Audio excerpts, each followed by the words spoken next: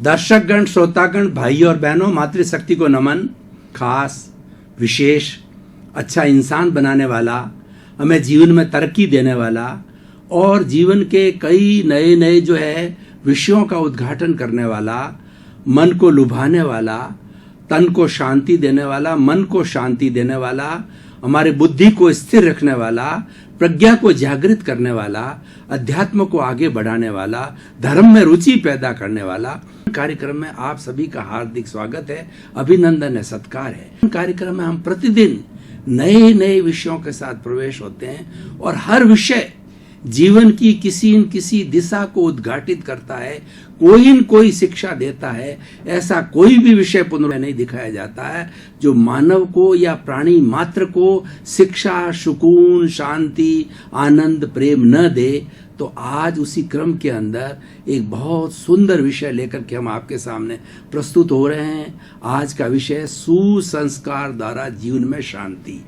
भाई और बहनों, दर्शकगण, श्रोतागण, 3 शब्द है यहाँ पर, सुसंस्कार, जीवन और शांति। एक एक करके हम तीनों का जो पहले अर्थ समझेंगे और तीनों का आपस के अंदर क्या कोरिलेशन है, तीनों का आपस में क्या अंतर संबंध है और किस तरीके से तीनों एक दूसरे के पूरक हैं। पहले हम लेते हैं सुसंस्कार। संस्कार का अर्थ होता है धारणा। हमारे भीतर जो अच्छे अच्छे या बुरे विचार जो इकट्ठे हो गए हैं, आज से नहीं, पूर्व के जन्मों से हम लेकर के आ रहे हैं, उनको धारणा कहा जाता है, उनको जो है रिटेंशन कहा जाता है, वो सारे संस्कार कहलाते हैं। और जब कर्मों का उदय होता है तो वो संस्कार भी साथ साथ में उदय होता है।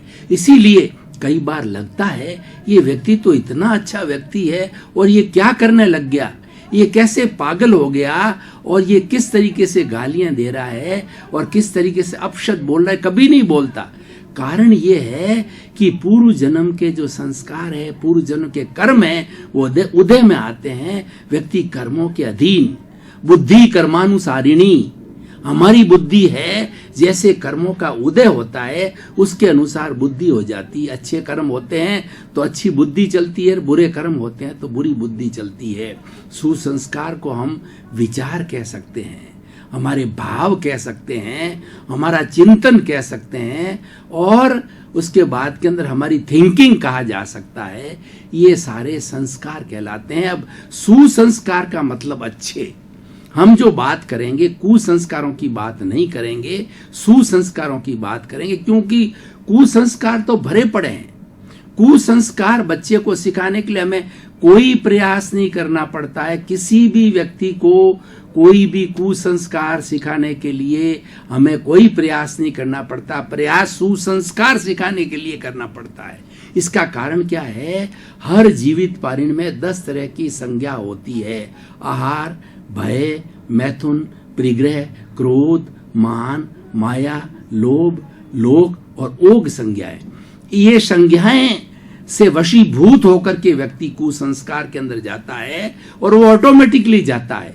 सुसंस्कार के लिए बहुत परिश्रम करना पड़ता है, अच्छा वातावरण बनाना पड़ता है, पेरेंट्स अच्छे होने चाहिए, घर का वातावरण अच्छा होना चाहिए और टीचर्स अच्छे होने चाहिए, स्कूल का एनवायरनमेंट अच्छे होना चाहिए और जिस स्कूल में बच्चे पढ़ते हैं वहाँ भी बच्चे अच्छे सुसंस्कारी होने चाहिए।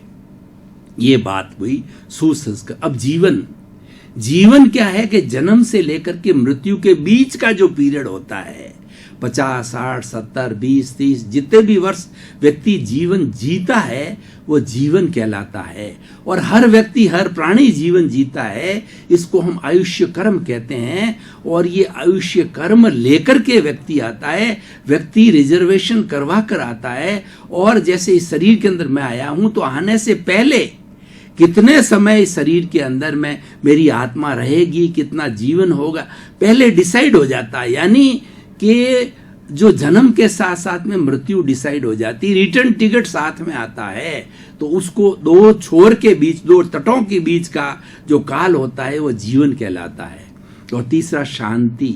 शांति का अर्थ होता है मेंटल पीस, प्रसन्नता में रहना और मन के अंदर एकदम शांति बनाए रहना, खुद प्रसन्न रहना, दूसरे को प्रसन्न करना, दिमाग के अंदर उलझुल विचार नहीं आना और रॉन्ग थॉट्स नहीं आना और अच्छे अच्छे विचार आना, ये सारा शांतिपूर्ण, और हमारा किसी से टसल नहीं होना, बोलचाल न होना, हमारा किसी से टकराव न होना, ये सारी शांति कहलाती है।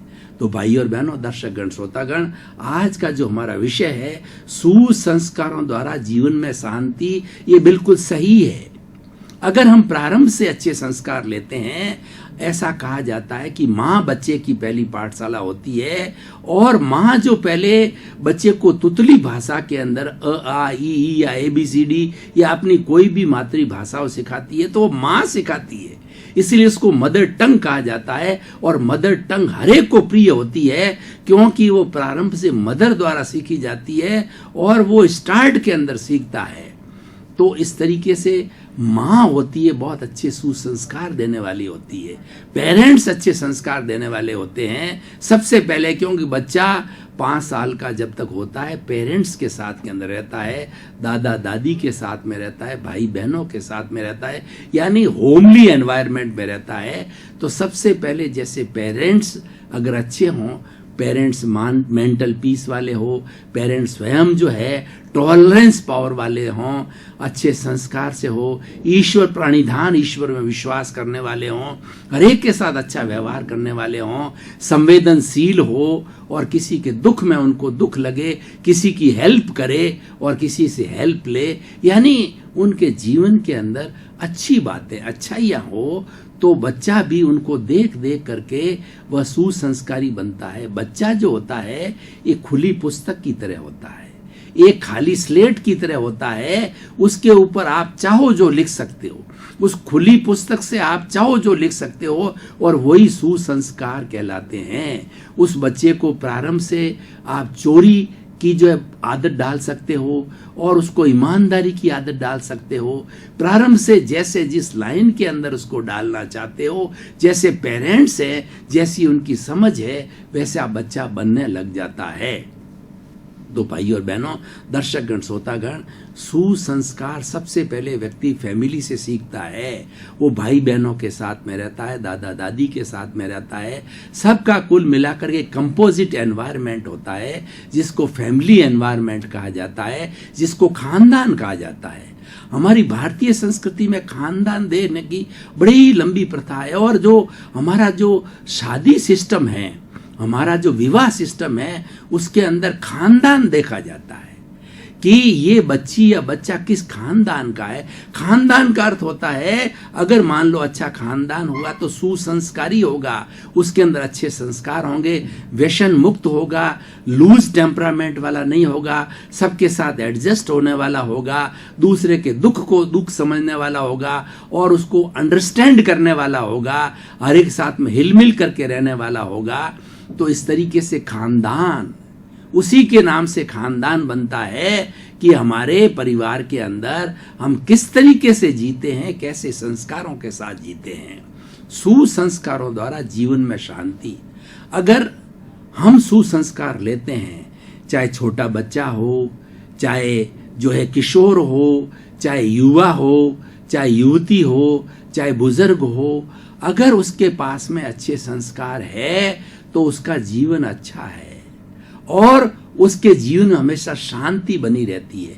मैं उदाहरण के तौर पर आपको बताता हूं कि मान लीजिए एक व्यक्ति घर में है और उसको कोई भी बात ऊंची नीची कही जाती है और वो इफेक्टलेस होता है, उस पर कोई प्रभाव नहीं पड़ता है। किसी ने उसको गाली दे दी, किसी ने उसको ताड़ना दे दी या अपशब्द कह दिए, या जो किसी फैमिली मेंबर ने जो गुस्से में आकर के बहुत सी बातें सुना दी, गुस्सा उसके ऊपर निकाल दिया, but he is effectless, he has got no effect of the persons who has behaved with him. तो ऐसा व्यक्ति सुसंस्कारी होता है, और जब इफेक्ट नहीं होता है तो उस व्यक्ति के ऊपर कोई तरह का प्रभाव नहीं पड़ा। और उसका विपरीत देखिए, अगर मान लो किसी के परिवार के सदस्य ने किसी को एक बात कही तो वो तैयार रहता है टिट फॉर टैट, ईंट का जवाब पत्थर के लिए तैयार रहता है। एक सुनाया तो दो सुनाता है, फिर वो दो की जगह चार सुनाता है, ये चार की जगह आठ सुनाता है। तू मैं बढ़ती जाती है, खिटपिट बढ़ती जाती है, टकराव बढ़ती जाती है, घर में क्लेश होता है, घर में अशांति होती है। जैसे सास बहू के किस्से बहुत प्रसिद्ध है कि सास बहू आपस में टिट बिट्स करती रहती है। ये क्यों होती है कि सुसंस्कारों की कमी होती है।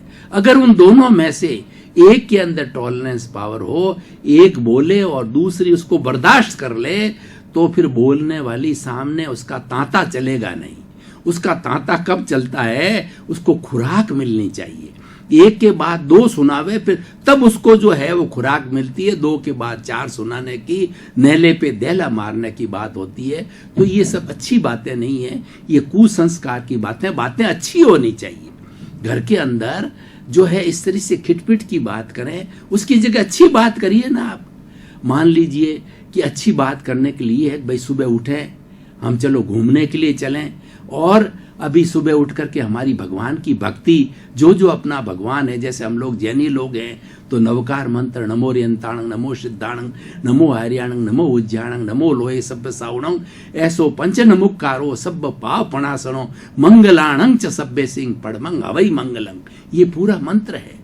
इस मंत्र का हम बैठ करके जाप करें, ईश्वर को याद करें, बड़ों को प्रणाम करें, और सवेरे सवेरे के अंदर जो है हम ठंडा पानी पिएं। और इस तरीके से ये अच्छे अच्छे संस्कार है, हमें वो लेने चाहिए। उससे क्या होता है, दिन भर खुश मिजाज रहता है व्यक्ति, और जो व्यक्ति दिन भर खुश रहता है वह दूसरे को खुश रख सकता है। जो व्यक्ति अशांत होता है वो व्यक्ति कभी भी किसी को शांत नहीं कर सकता। आपने देखा होगा कि हम सत्संग में जाते हैं और बड़े बड़े साधु महात्मा हमको प्रवचन देते हैं, हमको कितना अच्छा लगता है। इतना अच्छा इसलिए लगता है कि वो भीतर से एक अध्यात्म का जीवन जी रहे हैं, भीतर से एक शांति का जीवन जी रहे हैं, भीतर से एक प्योरिटी का जीवन जी रहे हैं। उनका आभा मंडल बहुत शांत है, उनके अंदर कोई भी बुराई, कोई नेगेटिव थॉट्स नहीं है, तो हमारे पर वो इफेक्ट करे। और एक कोई गुंडा व्यक्ति है और मात्र भाषण देता है मीठा मीठा, तो हमारे को बिल्कुल वो चीज समझ में आ जाएगी कि ये कहता कुछ है, करता कुछ है, इसकी कथनी करनी में अंतर है। संत महात्मा की कथनी करनी में अंतर नहीं होता है, क्योंकि वो तो भीतर से तपते हैं और उनका लक्ष्य होता है कि सरस्वती के भंडार की बड़ी अपूर्व बात, ज्यों खर्चे त्यों बड़े और बिन खर्चे घटी जात। उनका जो ये ड्यूटी है कि समाज को ज्ञान बांटना, उन्होंने आत्मज्ञान लिया है, और वो समाज से, क्योंकि उनके कोई रसोई नहीं होती, वो भोजन नहीं बनाते, उनके कोई मकान नहीं होता, उनके कोई रिलेशन नहीं होता, वो तो वसुधैव कुटुंबकम के सदस्य है संत। वो संत तो सारी दुनिया के हैं, किसी पर्टिकुलर एक व्यक्ति का संत नहीं है। तो वो सारी चीजें अपने शरीर के निर्वाह के लिए समाज से लेते हैं। तो उनकी ड्यूटी है कि समाज को ज्ञान देना। ज्ञान कौन सा? आत्मज्ञान देना, जीवन की दिशा को बदलना, सुसंस्कारी बनाना, जीवन में शांति आए ऐसे सूत्र बताना, और भगवान का नाम लेना। और हमारी जैसे गीता है, महाभारत है, रामायण है, ऐसे ऐसे बहुत बहुत से धार्मिक ग्रंथ है। जैन लोगों के आगम हैं, और बुद्धों के त्रिपिटक है, क्रिश्चियनिटी के है, इस्लाम की कुरान है, बाइबल है। उनकी अच्छी अच्छी आयतें, उनकी अच्छी अच्छी बातें बताना लोगों को, उससे क्या होता है, हम सुसंस्कारी बनते हैं। भाई और बहनों, दर्शकगण, श्रोतागण, हमारे एक राजस्थानी में कहावत है कि कालिये के पास बैठता है तो काले गुण लेता है, और गोरिये के पास बैठता है तो गोरे गुण लेता है। यानी कि man is known by the company he keeps.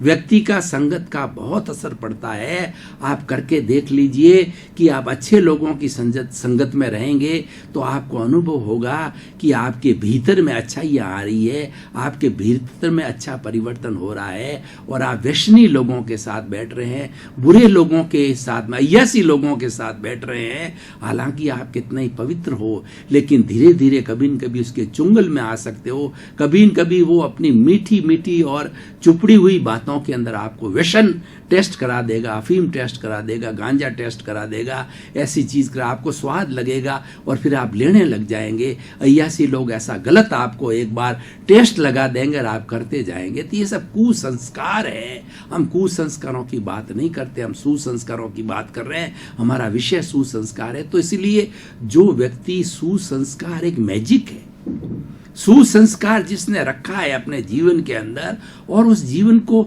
सुसंस्कारों से जीता है, तो वो स्वयं महसूस कर सकता है कि मेरे मन में कितनी शांति है, किंतु उसके कोई उतार चढ़ाव नहीं आएंगे।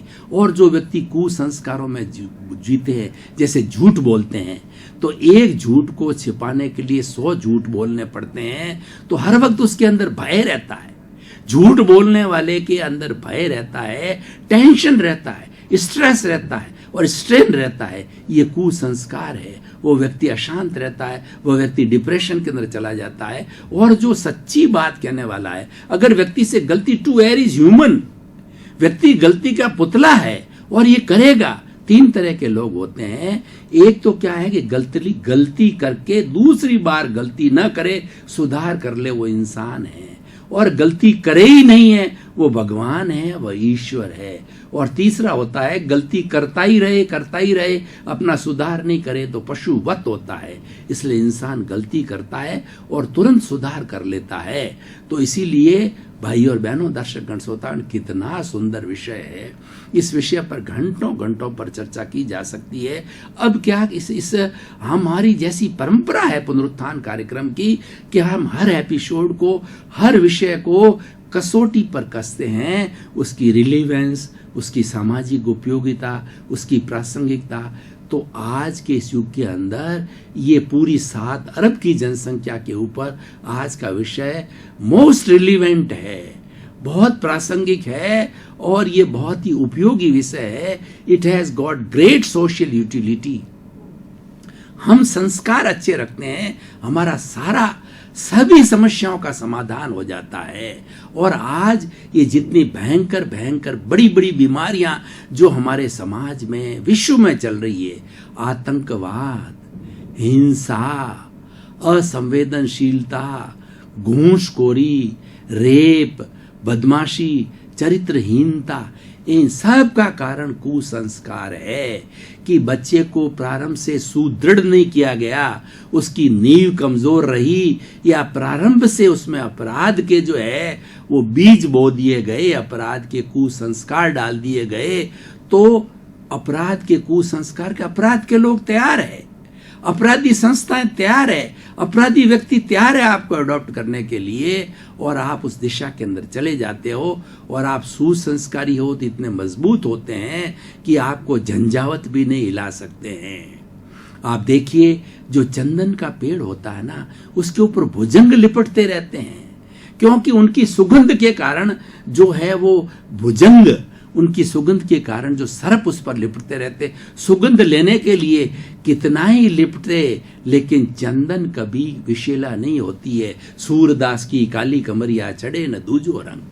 जो सुसंस्कारी होता है उस पर दूसरा रंग नहीं चढ़ता है, उस पर तो सुसंस्कार का ही रंग होता है, जो कि अति उत्तम रंग होता है, उसको कोई बदल नहीं सकता है। इसलिए भाई और बहनों, दर्शकगण, श्रोतागण, आज हमारी इतनी नेगेटिविटी बदल गई है समाज के अंदर, परिवार के अंदर, देश के अंदर, विश्व के अंदर, कि सारा हमारी जो नेचर है वो नेचर माँ करा रही है, वो रो रही है कि वो इतनी विषाक्त हो गई है कि उसका दिल फटा जा रहा है कि मेरा जो प्रदूषण, जो बाहर का जो आंधी, जो धुएं से और जल के प्रदूषण से वगैरह थे, वो तो टॉलरेट कर लूंगी मैं, लेकिन ये विचारों का प्रदूषण मैं टॉलरेट नहीं कर सकती, क्योंकि हम सब बुरा चिंतन करने लग गए।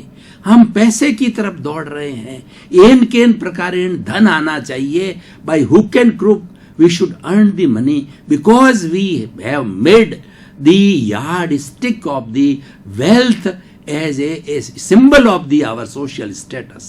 हमें उस स्टेटस को बदलना होगा, हमें सुसंस्कारों को स्टेटस बनाना होगा, गुणों को स्टेटस बनाना होगा और हमारे परोपकार को स्टेटस बनाना होगा, चरित्रवान व्यक्तियों को स्टेटस बनाना पड़ेगा, चरित्र को स्टेटस बनाना पड़ेगा। तब जाकर के ये जितनी नेगेटिविटी अभी 20, 30, 40 वर्षों के अंदर इस हमारी नेचर माह में आई, तब शुद्धिकरण होगा। इसका शुद्धिकरण तब होगा कि हम पॉजिटिव सोचना चालू करेंगे, हर चीज के अंदर पॉजिटिव सोचेंगे। ऐसा है कि ये सारी सृष्टि के अंदर जितनी एनर्जी होती नष्ट नहीं होती है, ये अनादि अनंत काल से एनर्जी वैसी की वैसी स्टोर्ड है, न घटती है न बढ़ती है। इसलिए आइंस्टीन ने सिद्धांत दिया E = mc²। E मतलब एनर्जी, m का मतलब मास, c² कॉन्स्टेंसी कहीं बदलती नहीं है। ठोस द्रव में बदल जाता है, द्रव गैस में बदल जाता है, गैस ठोस में बदल जाती है। वाइब्रेशंस के रूपांतरण होते रहते हैं। मैं बोल रहा हूं, ये चीज कहीं जाती नहीं है, ये चीज इसी सृष्टि के अंदर फैल रही है। एक परिंदा भी पर मारता है तो सारी सृष्टि प्रभावित होती है। दर्शकगण, श्रोतागण, भाई और बहनों, आपका बहुत बहुत धन्यवाद, कृतज्ञता और आपका साधुवाद। आप पुनरुत्थान कार्यक्रम को देख रहे हो और हमको भी आनंद आ रहा है। जब वक्ता और श्रोता के बीच में तादात्म्य होता है, तारतम्य होता है, तो पता ही नहीं चलता है कि इतना समय कैसे निकल गया, क्योंकि एक दूसरे को प्रभावित करते हैं, क्योंकि एक दूसरे की प्रॉपर्टी एक सी है। तो आपका जीवन आनंदमय हो, मंगलमय हो। आपके प्रति शुभकामनाएं।